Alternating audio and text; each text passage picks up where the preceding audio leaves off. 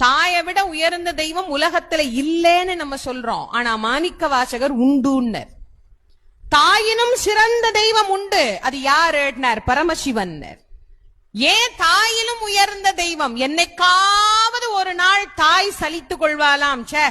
எத்தனை தரடா உன்னை பாத்துக்கிட்டே இருக்கிறது அப்படின்னு. ஆனா எத்தனை பிறவி எடுத்தாலும் எம் பெருமான் சலித்துக் கொள்ளாமல் என்னை ஆட்கொண்டு கொண்டிருக்கிறாரே. அதனால சொல்ல, ஞாயிற்கடையாய் கிடந்த அடியேற்கு தாயிற் சிறந்த தயாவான தத்துவன். தாயை விட உயர்ந்த தெய்வம் உலகத்துல இல்லேன்னு நம்ம சொல்றோம். ஆனா மாணிக்க வாசகர் உண்டுன்னர். தாயினும் சிறந்த தெய்வம் உண்டு. அது யாருன்னார்? பரமசிவன். ஏன் தாயிலும் உயர்ந்த தெய்வம்? என்னைக்காவது ஒரு நாள் தாய் சலித்துக் கொள்வாளாம்.